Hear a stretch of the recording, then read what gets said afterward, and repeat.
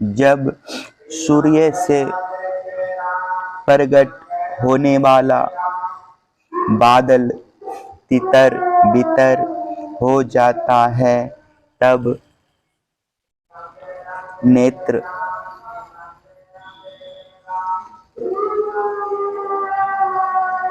अपने स्वरूप सूर्य का दर्शन करने में समर्थ होते हैं। ठीक वैसे ही जब जीव के हृदय में जिज्ञासा जगती है, तब आत्मा की उपाधि अहंकार नष्ट हो जाता है और उसे अपने स्वरूप का साक्षात्कार हो जाता है। प्रिय परीक्षित, जब जीव विवेक के खड्ग से मायामय अहंकार का बंधन काट देता है, तब यह अपने एक रस आत्मस्वरूप के साक्षात्कार में स्थित हो जाता है। आत्मा की यह माया मुक्त वास्तविक स्थिति ही आत्यंतिक प्रलय कही जाती है।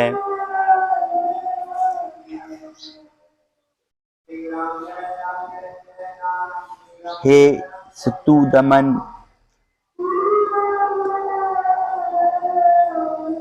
तत्वदर्शी लोग कहते हैं कि ब्रह्मा से लेकर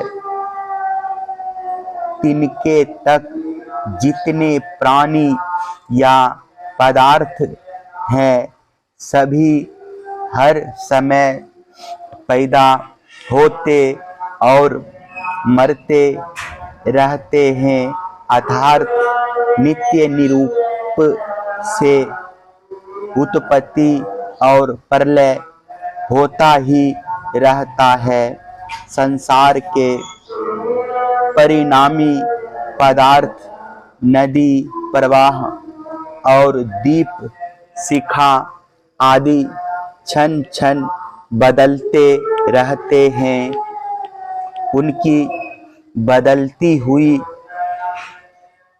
अवस्थाओं को देखकर यह निश्चय होता है कि देह आदि भी काल रूप सोते के वेग में बहते बदलते जा रहे हैं, इसलिए क्षण क्षण में उनकी उत्पत्ति और प्रलय हो रहा है। जैसे आकाश में तारे हर समय चलते ही रहते हैं, परंतु उनकी गति स्पष्ट रूप से नहीं दिखाई पड़ती, वैसे ही भगवान के स्वरूपभूत अनादि अनंत काल के कारण प्राणियों की प्रतिक्षण होने वाली उत्पत्ति और प्रलय का भी पता नहीं चलता। परीक्षित, मैंने तुमसे 4 प्रकार के प्रलय का वर्णन किया। इनके नाम हैं नित्य प्रलय, नैमित्तिक प्रलय, प्राकृतिक प्रलय और आत्यंतिक प्रलय। वास्तव में काल की सूक्ष्म गति ऐसी ही है। हे कुरुश्रेष्ठ, विश्व विधाता भगवान नारायण ही समस्त प्राणियों और शक्तियों के आश्रय हैं। जो कुछ मैंने संक्षेप से कहा है वह सब उन्हीं की लीला कथा है। भगवान की लीलाओं का पूर्ण वर्णन तो स्वयं ब्रह्मा जी भी नहीं कर सकते। जो लोग अत्यंत दुस्तर संसार सागर से पार जाना चाहते हैं, अथवा जो लोग अनेकों प्रकार के दुख दावानल से दग्ध हो रहे हैं, उनके लिए पुरुषोत्तम भगवान की लीला कथा रूप रस के सेवन के अतिरिक्त और कोई साधन, कोई नौका नहीं है।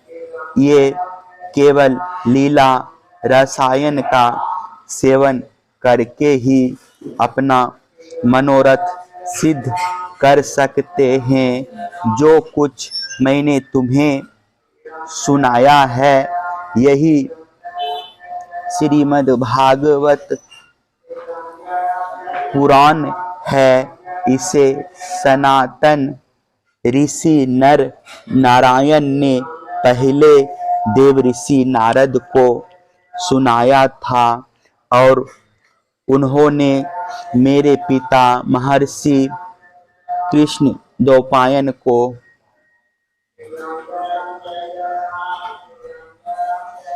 महाराज उन्हीं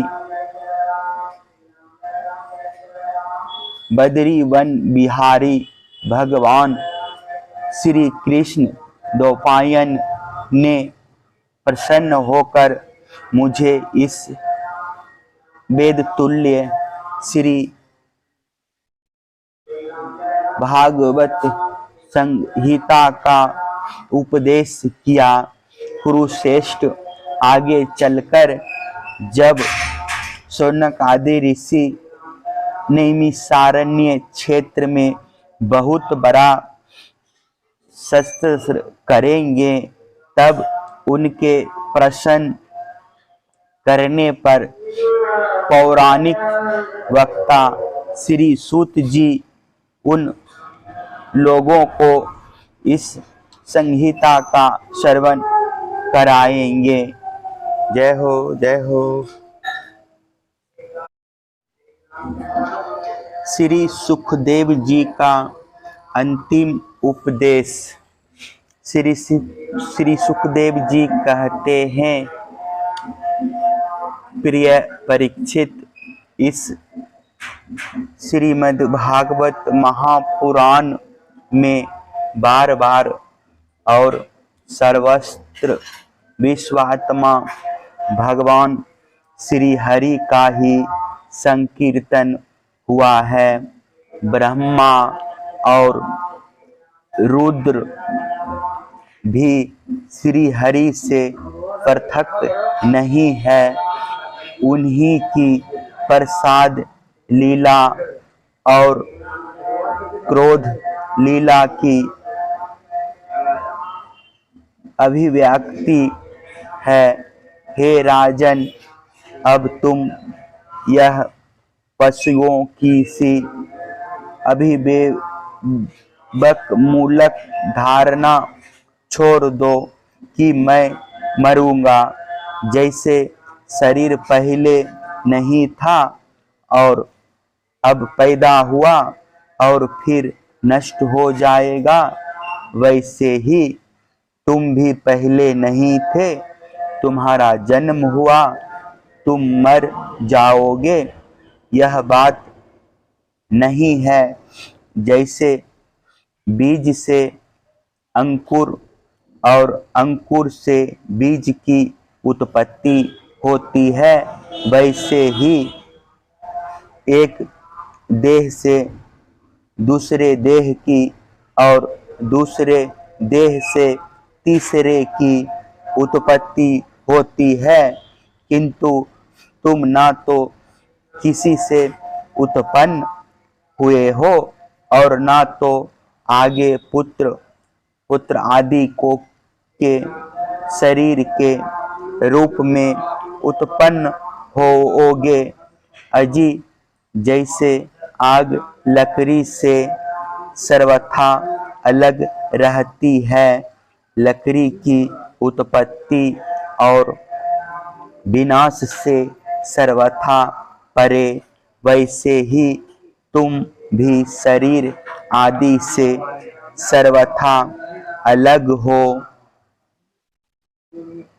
स्वप्न अवस्था में ऐसा मालूम होता है कि मेरा सिर कट गया है और मैं मर गया हूँ, मुझे लोग शमशान में जला रहे हैं, परंतु ये सब शरीर की ही अवस्थाएं दिखती है, आत्मा की नहीं।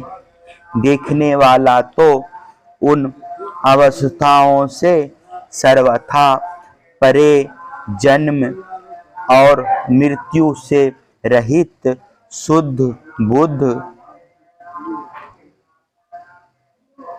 परमात्मा स्वरूप है। जैसे घड़ा फूट जाने पर आकाश पहले की ही भांति अखंड रहता है, परंतु घटाकाशता की निवृत्ति हो जाने से लोगों को ऐसा प्रतीत होता है कि वह महाकाश में मिल गया है। वास्तव में तो वह मिला हुआ था ही। वैसे ही देहपात हो जाने पर ऐसा मालूम पड़ता है मानो जीव ब्रह्म हो गया। वास्तव में तो वह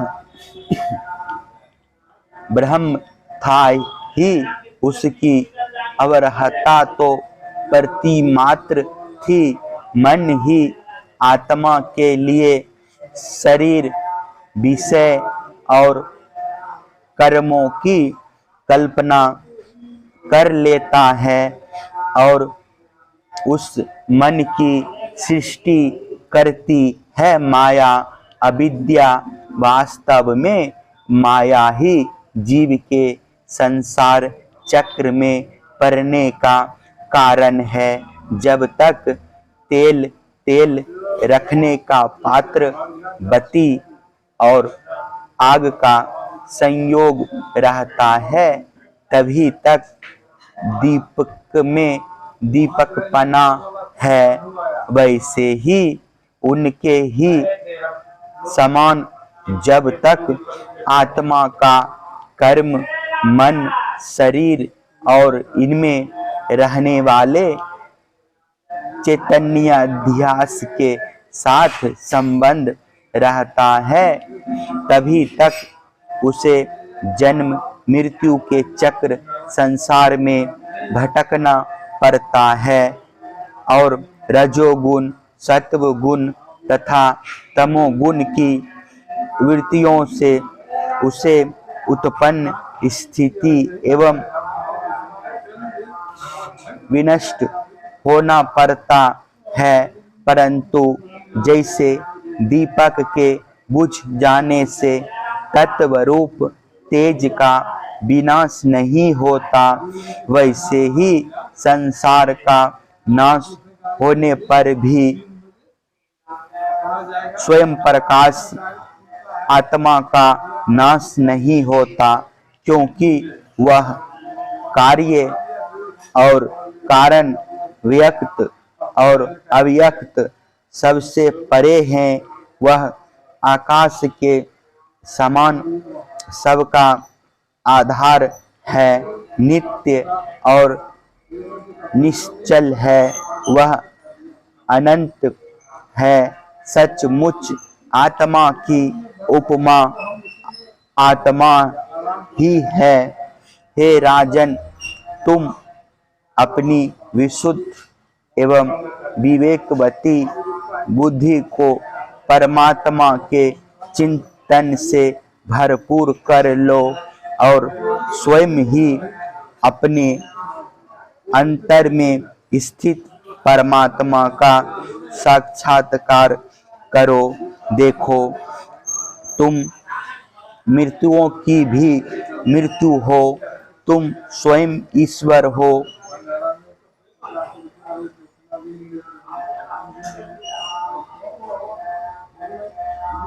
ब्राह्मण के श्राप से पीड़ित तक्षक तुम्हें भस्म ना कर सकेगा। अजी तक्षक की तो बात ही क्या, स्वयं मृत्यु और मृत्युओं का समूह भी तुम्हारे पास तक ना भटक सकेंगे। तुम इस प्रकार अनुसंधान चिंतन करो कि मैं ही सर्वाधिष्ठान पर ब्रह्म हूँ, सर्वाधिष्ठान ब्रह्म मैं ही हूँ। इस प्रकार तुम अपने आप को अपने वास्तविक एक रस अनंत अखंड स्वरूप में स्थित कर लो।